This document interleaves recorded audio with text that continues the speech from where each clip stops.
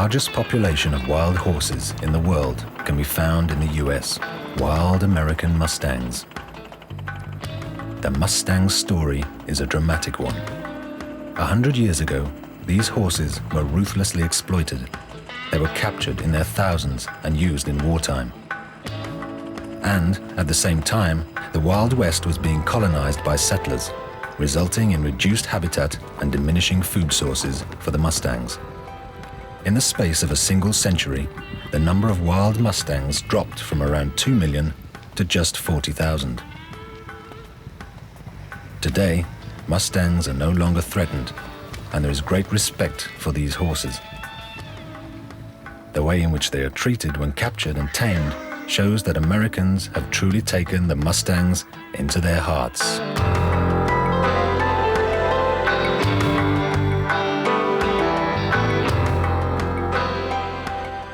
Wild Mustangs live mainly in the western states, particularly in the state of Nevada.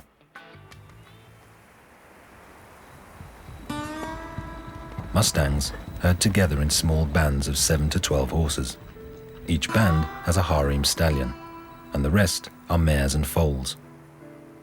The stallion is almost always at a slight distance from his harem, keeping a watchful eye out for rival stallions. But although the stallion is the leader of the herd, the lead mare always goes first, and the others all follow. There are often bands of young stallions close to the herd. They have not yet established a harem of their own, and group together in what are known as bachelor bands. These groups stay close to the herd, waiting for an opportunity to run off with some of the leading stallion's mares. No luck this time, and they slope off.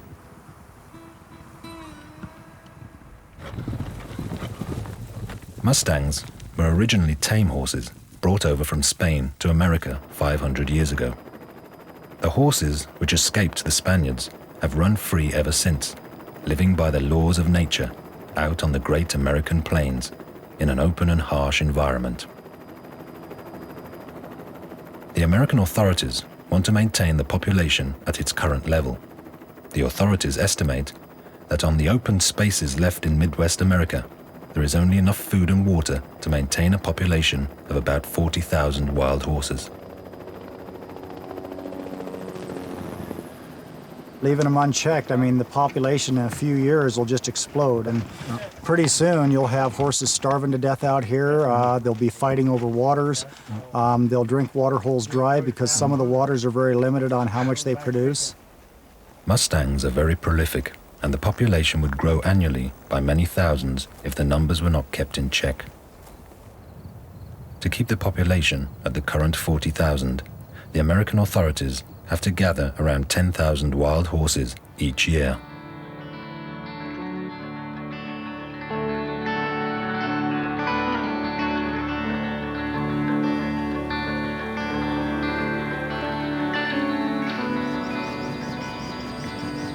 A work team is getting ready to start the gather. They are wranglers, not cowboys. To them, cowboy is a derogatory word. They work for the American authority known as BLM, Bureau of Land Management. Mustangs are completely protected and may only be captured by the BLM. They may not be hunted nor caught for commercial purposes. Do we want to go take a quick look? Well, and see yeah, if we that, can go look. No, I mean right at this and see. Yeah. He's some trap And site. that's where all those horses right were here. sitting, was right in here. Right, and that's where I No panic. Okay, everything's ready. Relax, Shut it up down relax, here. Bob, we'll take care of you. Okay.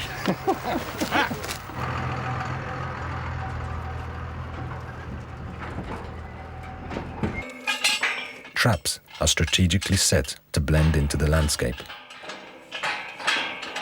We try not to interfere with the animals on the range any more than we have to. And so pretty much what that amounts to is we go out and monitor the herds, evaluate their habitat, evaluate the animal's health, and then when we have an identified need where maybe the rangeland's in poor condition or the animals are not responding well, then we'll conduct a removal.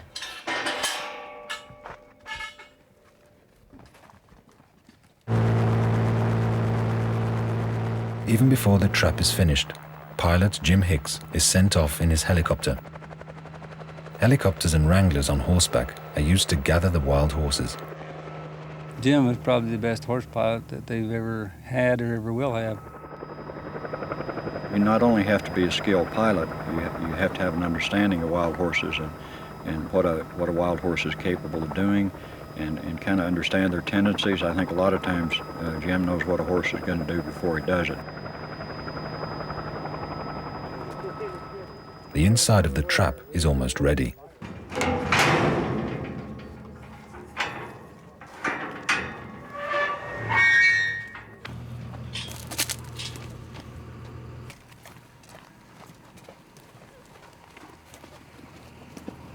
Large rolls of burlap are erected as a fence to guide the horses into the trap. The horses see the burlap as a wall they cannot go through. Jim Hicks has found the first herd. He waits with driving them in. Firstly, he wants to get an idea of how many herds are in the area.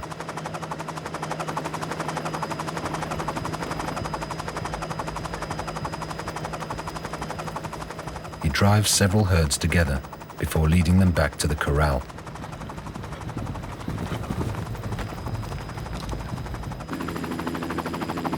A dust of cloud reveals a new herd of Mustangs.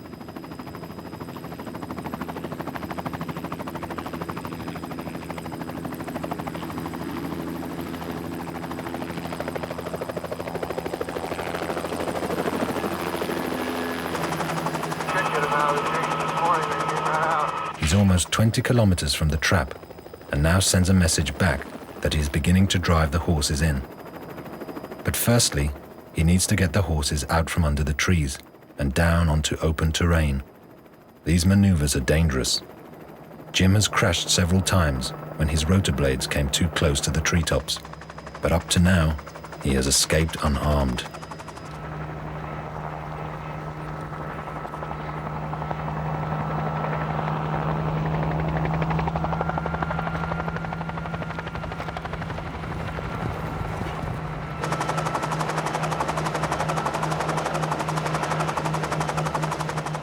Three stallions have run off.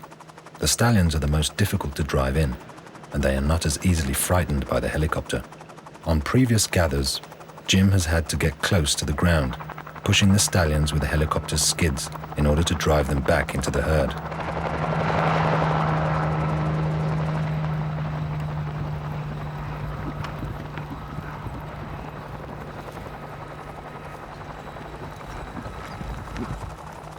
We always have radio contact with the helicopter, and we're continually talking back and forth about what obstacles he's coming to, what we need to do. Is there any baby colts? Is there any old horses that can't keep up? So communication's a big item, and we try as hard as we can not to ever drop a colt. And if we do, we always go back and get it if we can find it. Out on the open plain, Jim Hicks is careful not to drive the horses on too hard, so that foals and older individuals don't get left behind. When the herd approaches the trap, there are more problems with the stallions. They run off to all sides, and Jim Hicks has to ask the wranglers for help.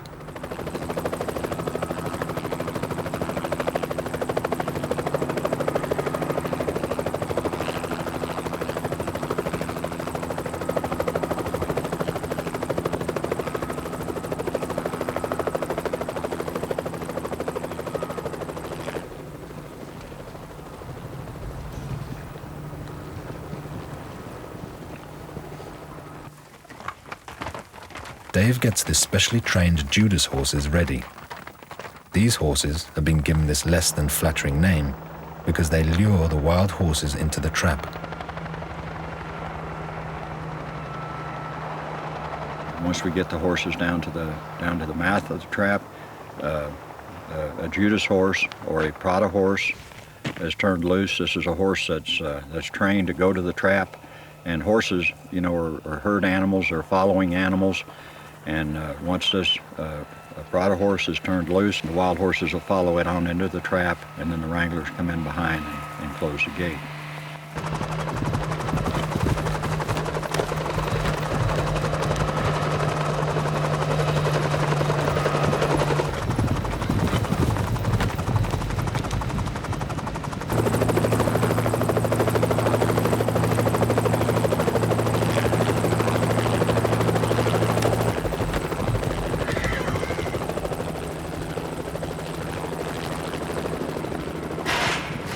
The Judas horses are immediately separated from the wild ones.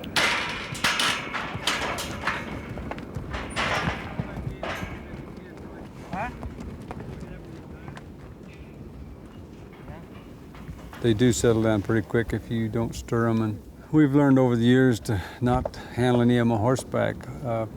A wild horse is scared to death of somebody on horseback. And I think it comes from something on their back. They relate it to a lion or something jumping on their back. You take a helicopter, he was probably out there, what, 45 minutes? Yeah, and then they're here. They're here, it's all over. Yeah. You sort them, it's done with, and they haven't wore their feet to nothing. Amongst the captured horses is a rarity, an albino horse. But it is over 10 years old and will be released again. Some of these stallions, they absolutely hate each other, and I've seen them where they fight coming into the wings at the end of the trap, fighting going onto the trailer. They fight in the trailer, and then we turn them into the stallion pen, and they fight there until we ship. They fight on the they fight on the truck when we ship them to Palomino Valley. They're really mean. They are. They can kill a mare. They can kill a colt real easily. We separate them here for the same reason, so they don't get killed inside the pen here.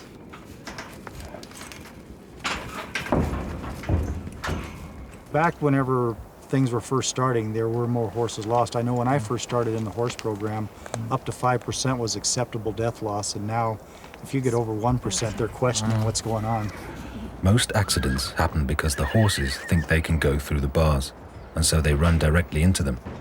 But now, black plastic snow fences are put up around the bars, and these accidents rarely happen anymore. Before we was working them and loading them, before we start using it on the outside of it, you know, we broke quite a few necks because they'd jump at them panels and try to go through them. The moment the Mustangs are in the enclosure, the foals are removed. They are also kept separate from the adult horses when being transported on trailers. Otherwise, the foals are at risk of being squashed to death under the very stressful conditions. We're sorting off the colts into the small pen over there so where they don't go on the trailer loads with the big horses to keep them from getting kicked or trampled. Because if we put them on the trailer with the big ones, they could get killed on there. They're tough animals, and the more you get to know them, the environment they live in, the life they've led to get to this point, the more you respect them.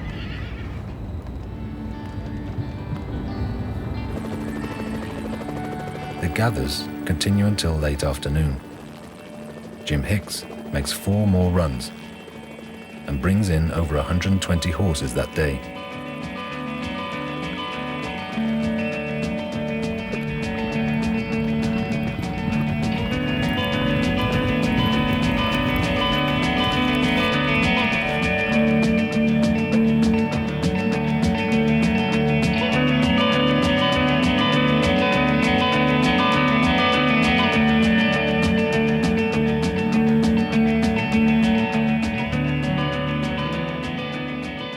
After 5 days, around 400 Mustangs have been caught and are transported to Palomino Valley.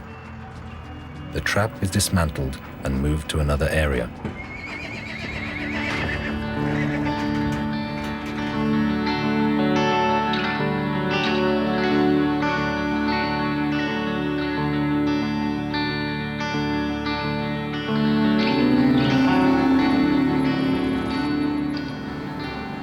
Palomino Valley is the American authorities' central reception area for captured Mustangs. There is space here for around 2,000 horses. The last of the captured horses arrive.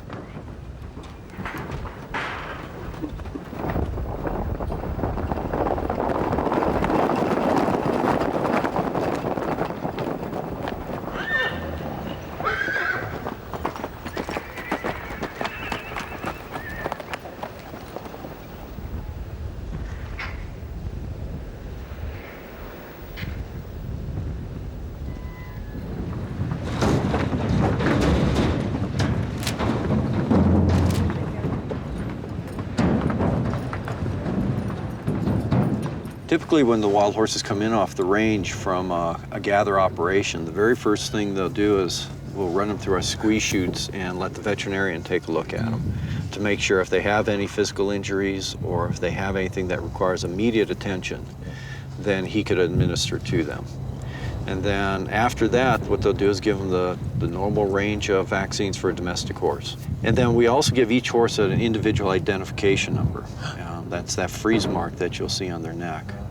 Each animal is individually identified. It'll tell the age of the horse, and that's tied to another code that we assign to the animal called a signalment key, which is based on the sex of the animal, the coloration of it, face whorls, and that way through our computer system we can track each individual animal. Once it receives its freeze mark and its vaccinations, we turn it out into these pens. And we'll keep it for at least 30 days so that it could get its booster vaccinations.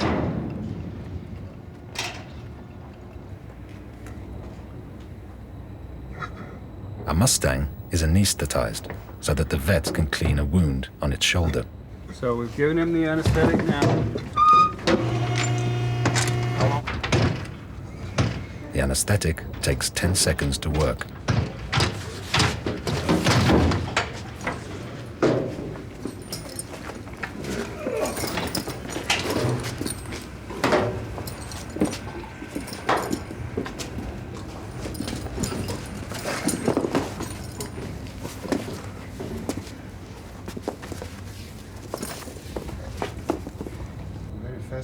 The wound is disinfected with iodine. And then you are in trouble unless you use your... Better than small animal surgery. The vet lances the wound and presses out the pus.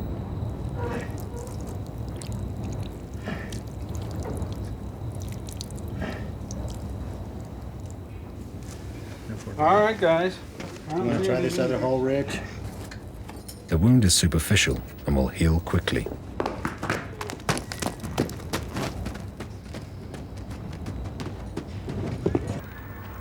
The health of the Mustangs is good. Amongst the 400 horses gathered, not one is lame. The horses possess what vets call clean legs, no bulging at the joints, and strong and healthy hooves.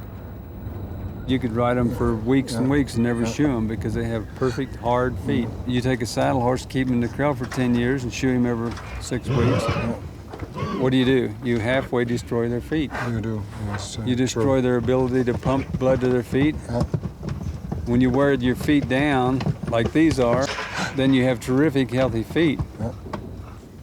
Actually, to shoe a horse, you should shoe him for 6 weeks and then trim him down and turn him out for a month. 6 weeks, 2 months, that's the limit. And then they should be barefooted for a while. So a wild horse has got terrific feet. But the reason they are is because no man don't mess with them.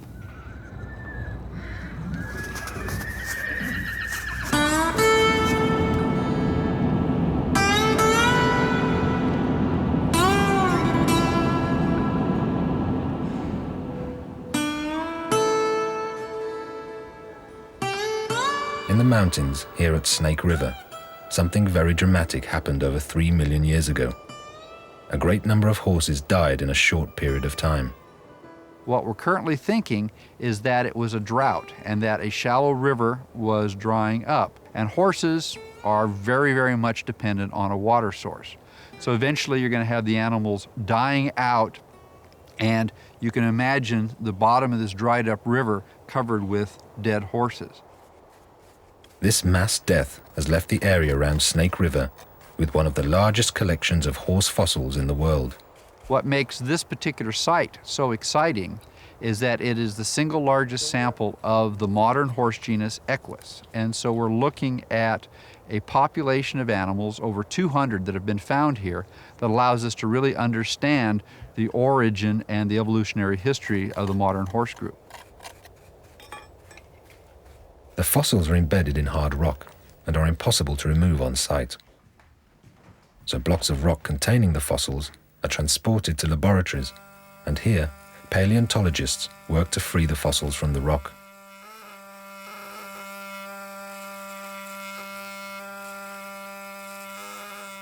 The horses found at Snake River are the forefathers of all living horses today. This is the oldest and the first species of the modern horse genus Equus. So we can think of this as the ancestral form, not only for Przewalski's horse, but for what eventually gave rise to zebras and donkeys. So this is sort of the basic model from which the other living horse lineages could be derived. So what did it look like? The forefather of horses. If you start looking at details of the skeleton, we can say it's really more zebra-like than horse-like. And apparently some features of the skeleton suggest that this was very much like the living Grevy zebra in Africa today.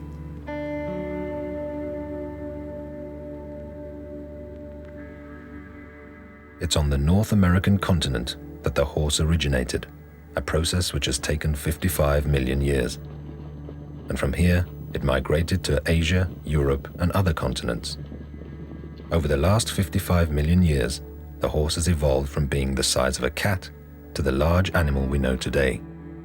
The horse became larger and heavier, and at some point in its history, it had to adapt so that it was able to run. As grasslands develop, the forests break up, we see a lot of this adaptation for running probably related to open country. There's no place to hide from predators. If you look at this horse here, he's already down to one toe, like the modern horse. And this is part of the long evolutionary history of horses becoming adapted for running, which includes reducing the number of their toes. 10,000 years ago, the horse totally disappeared from the North American continent. 10,000 years ago, Equus disappeared here in North America at the end of the Ice Age, along with mammoths, mastodons, camels, and other large herbivores. And one of the great mysteries is why here in North America, a group of animals like the horse that was so successful for so many millions of years disappeared, and yet it was able to survive in Eurasia. American Mustangs only descend indirectly from their original American ancestors. And this was through the horses which migrated to Asia and on to Europe 2 million years ago, only to return to the North American continent with the help of man 500 years ago. The horse returned home to its place of origin.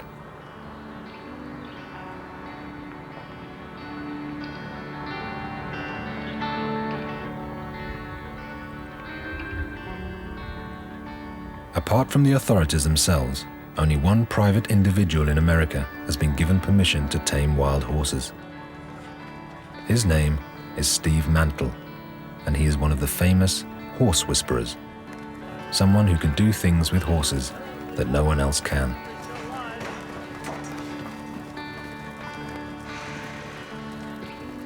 The newly captured horses are sorted.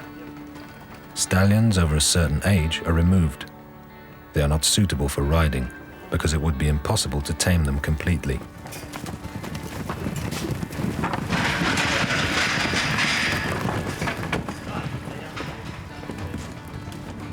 The stallions will be released into large sanctuaries. It is necessary to be able to identify them from the air, so they are freeze marked with an extra large identification code.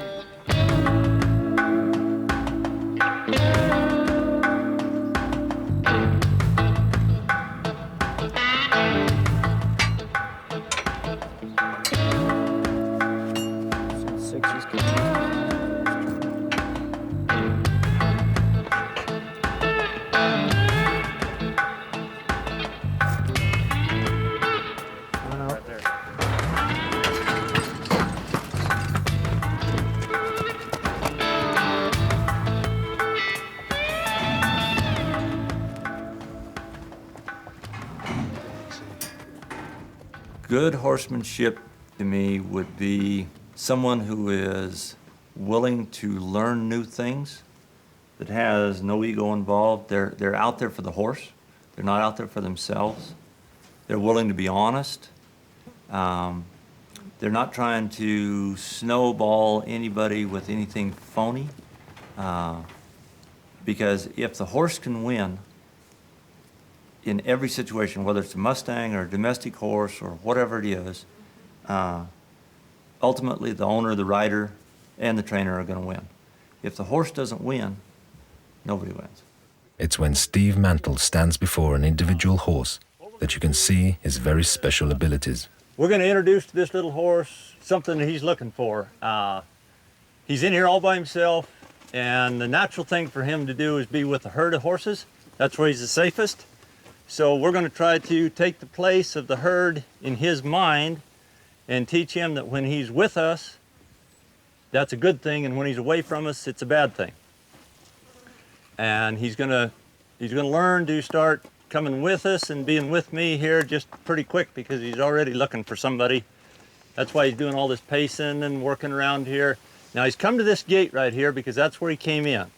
So that's where he wants to go right back out. These wild horses naturally zero in on things like that.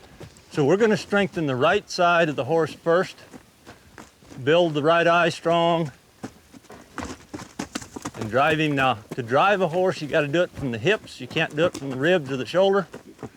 So we're just gonna keep driving him around here, and then we're gonna offer him a chance to come back. It's starting to sink in really quick. Now we lost his attention, now we got it back. See how we got both ears right here? Now we lost it, now we got it back.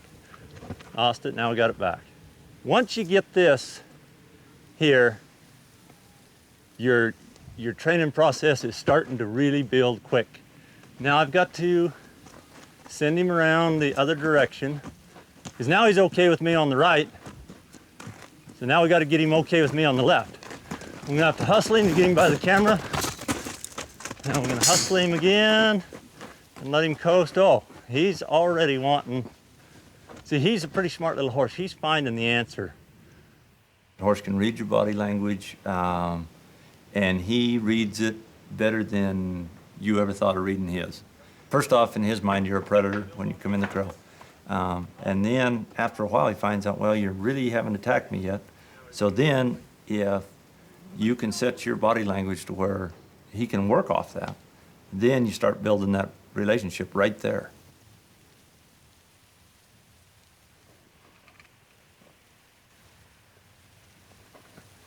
Now, believe it or not, this horse has never been worked. He's been run through the chute, castrated, and branded, and that's it. But like I say, now see, he's having a hard time staying here, so we're going to put some pressure and get him hooked back on. Now we're going to come again and get another adjustment there. That's better.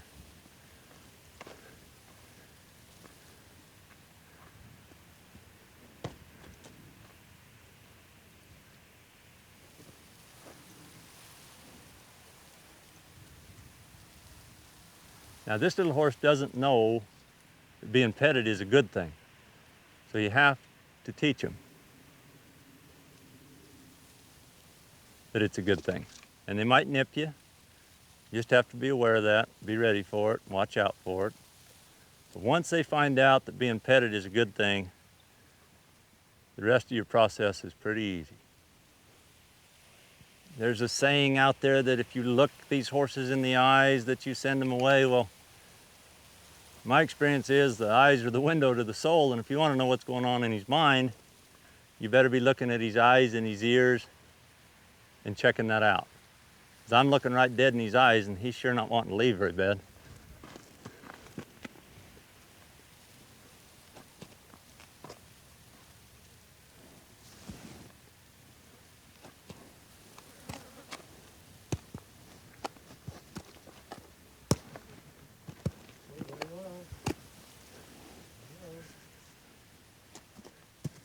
Now, I don't know what we've been at it, a half hour, 45 minutes maybe? Yeah, and that is quick. Yeah, and we've got a 2-year-old wild Mustang that is really, at this point right here, not a whole lot different than a domestic 2-year-old that's been run out on the range.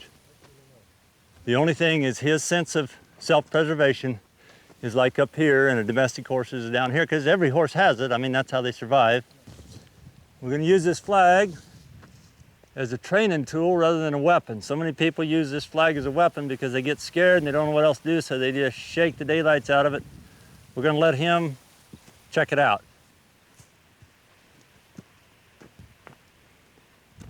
This represents your head, your hat, your shoulders. And if the wind blows your hat off and it comes floating down to the ground, it's going to bother him if you haven't taken this away. Now, if you're out riding this horse someplace and a plastic sack blows by, And see, that front foot come off the ground right there. He had to, natural. I mean, he couldn't help it. But pretty quick, he'll just stand here and this will go floating by and he won't even look at it. Okay, now he's set himself up for us to see if we can't teach him something. We're just gonna put enough pressure there that he just made the turn right there. And now he is just so tickled. He knows he did something. He don't know what he did, but he did something. And it turned out to be pretty good because he was really troubled with that rope around behind him. He worked himself out of it. And there was no more pressure. And then now we're in here and we're going to give him just a little bit of reward. Let the horse learn that he can work off the pressure and he can find release and relief when he comes off that pressure. If the pressure's never released, he has no incentive to come off of it. But if it is, he'll start out to where they're resisting it, then pretty quick they're accepting it, and then they'll be turning so light and handling so nice because they're craving it. I mean, it's like, oh yeah, I can do this. And they want to do it. If he wants to go on by, that's fine, because what we're going to teach him is by going on by, he's going to get into pressure. But if he stops right where you are, there's no pressure. Whoop. Boom. It's okay, he got a good education right there. That didn't hurt him at all. No. After just 2 hours' work, Steve Mantle judges how far he has progressed. If the horse allows him to lift its leg, he has won the horse's confidence. The legs are extremely sensitive, and many horse owners, even after years of riding, are not allowed to touch their horse's legs.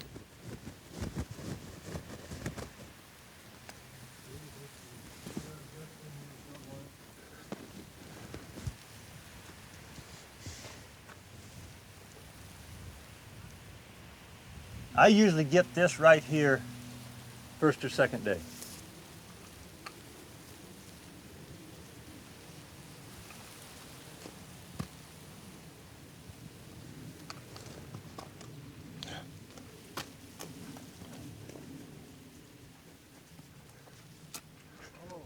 You think this trust you gained here will the horse give that to another person, or do you step very much back if there's another person coming in? You want to try me out?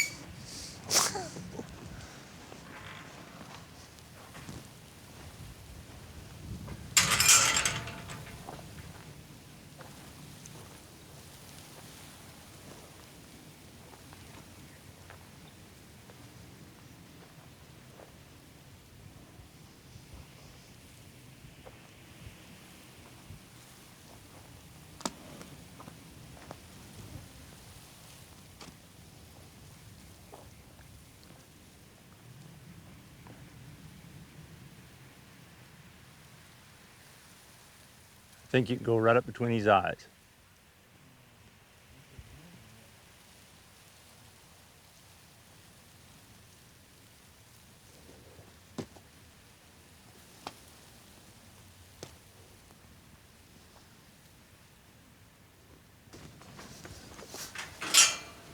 After you, sir. I really admire them. To me, they're like the coyote. They're adaptable. Probably the last 3 things left on the face of this earth will be them, the coyote, and the housefly.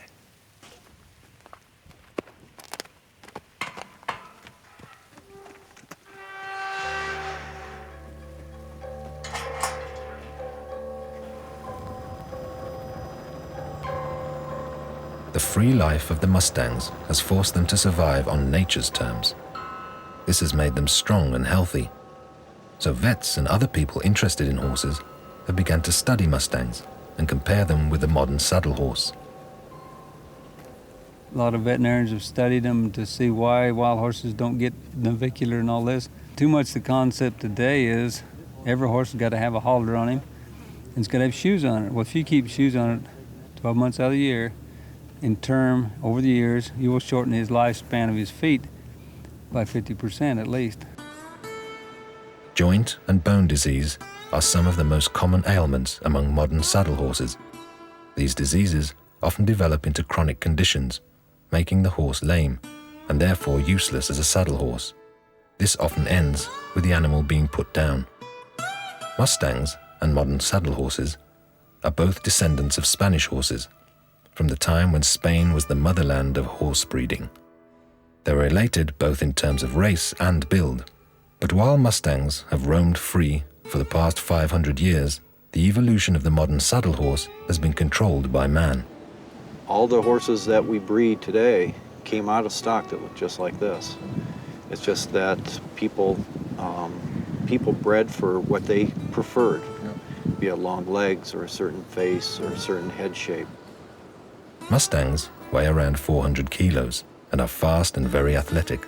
Modern saddle horses, on the other hand, are bred as large, heavy animals of about 700 to 800 kilos, but they have retained the angled leg joints characteristic of a horse weighing only 400 kilos. This gives saddle horses a certain suppleness and speed, but when a horse weighs 800 kilos, its legs cannot take the strain for long. The legs wear out and develop joint disorders. Mother Nature, I think, is a better breeder than we are. Those animals with those conformation faults that have the potential to compromise the breed usually do not have the opportunity to reproduce, and hence those components are eliminated from the breed, whereas we have the ability to breed anything. And despite the fact that we know we have potential problems that will be passed on genetically, we'll continue to breed those, either due to greed or misplaced affection or other issues.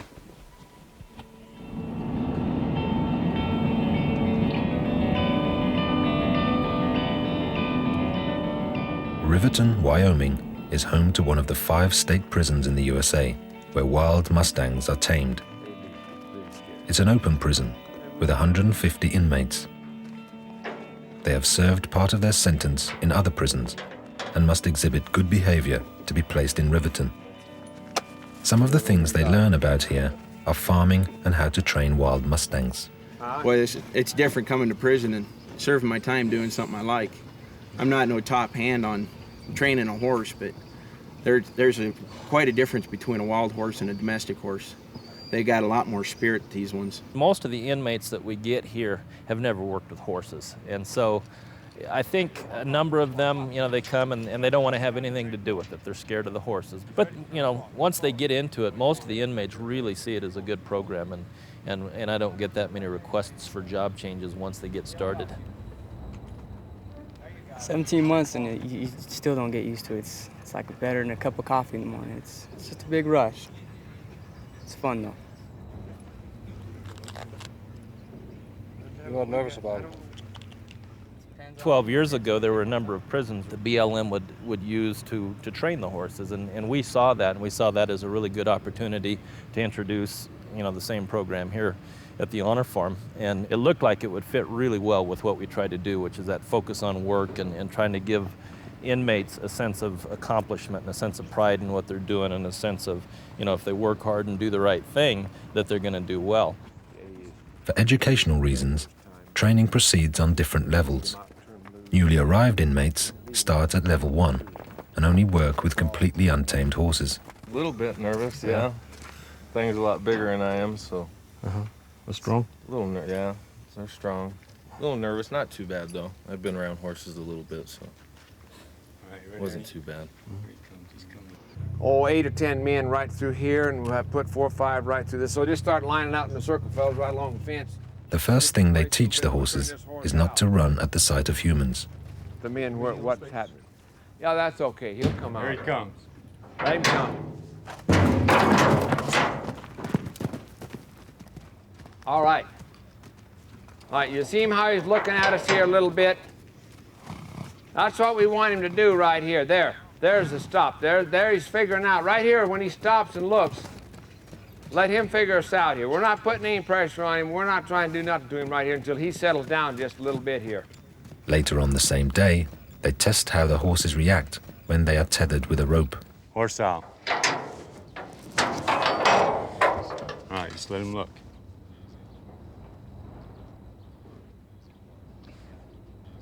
This is what we like right here. If we can get that horse looking, there's the first step of leading right there. See there? And you see the boys hadn't even pulled the rope there. So that tells us right there that horse is willing to do what we want him to do. This is a nice horse right here. Keep his nose to you just a little bit.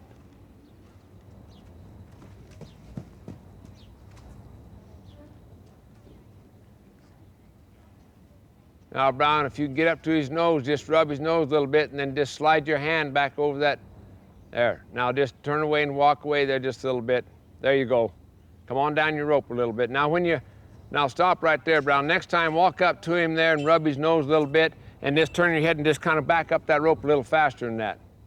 Don't be afraid. Don't think he's going to do nothing. There. Now, there you go. There, just move right on back there kind of fast. There, that's good. But not all horses give in so easily.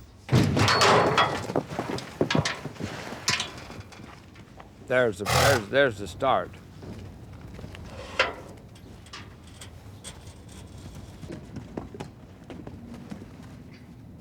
We ask the horse to come around. We ask him to stop. We ask him to wait for us.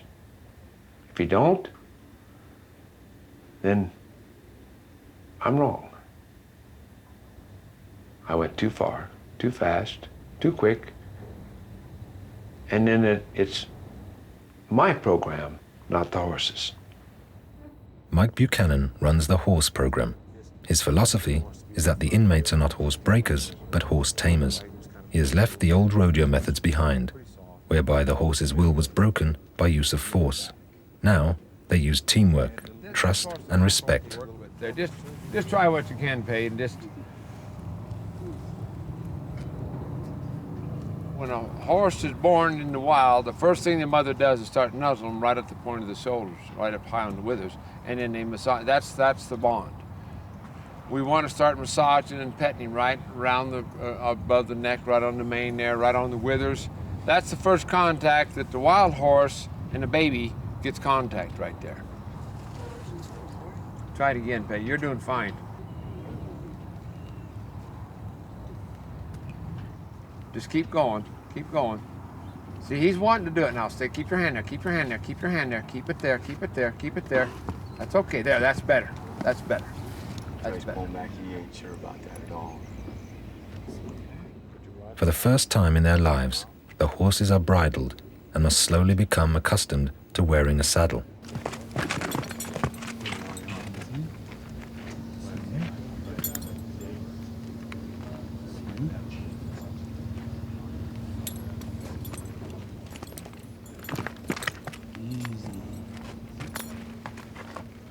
Sometimes if you just reach underneath him like that, you get this, you might be all right. First, when we saddle them, they're a little bit rough, you know, but after a little while, they gentle down, and they know we're not going to hurt them, you know, so they trust us.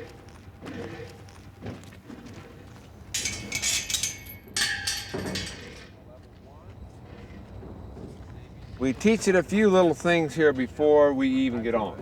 If we tie up a right rein or a left rein and walk off with its head turned, the horse will understand right and left.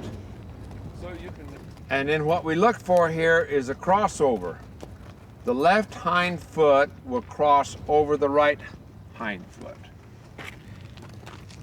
The reason why that's important is because if you was on top of that and the horse decided to do something wild, we can pull on the rein, we can bump it with the left side, and it will unlock itself. Instead of buck, run off, it will unlock and cross over. There. And now hold his head just like that. That's really important right here. That just don't pull it, just don't pull it. That's all. After a month of intensive training, the horse is calm and confident around people. Now is when it will become clear if the training has been a success. Will the horse accept having a person climb on and sit in the saddle? All right, now just step up there a little bit, count to 3 a little bit. There. And let him know and pay him a little bit, stand a little bit. There. Okay? Good.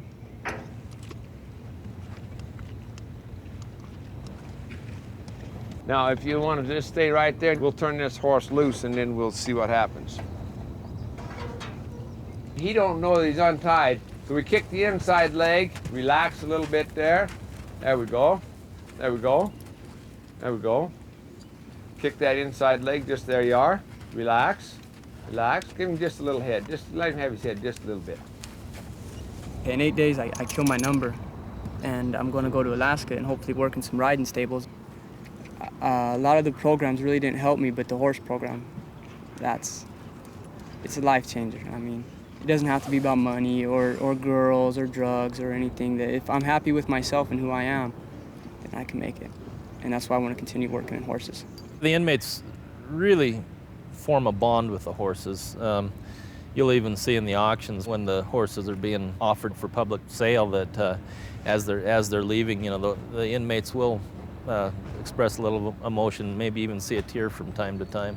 So yeah, the bond is pretty tight between the horses and the inmates. Let's do that one more time. Come on around over here by this pond and then just stop over there and look over your shoulder. Give them the right signal, turn and go the other way just a little bit. Okay? That's good. Now just turn around and go the other way, fellas, just a little bit. Always stop your horse. Make him stop and turn, look over your shoulder, Billy, and just turn over, look around, just come on right on back. That's good enough. All right. All right. That's good, fellas. That's good.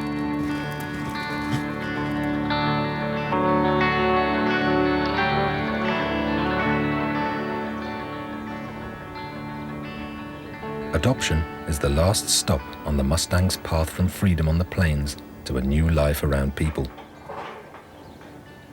The trained Mustangs are sold at auction, although it is called adoption because of the stringent restrictions regarding their sale. People must apply to become approved as adoptees and are obligated to give the horse a good life. The authorities constantly check that people live up to these obligations.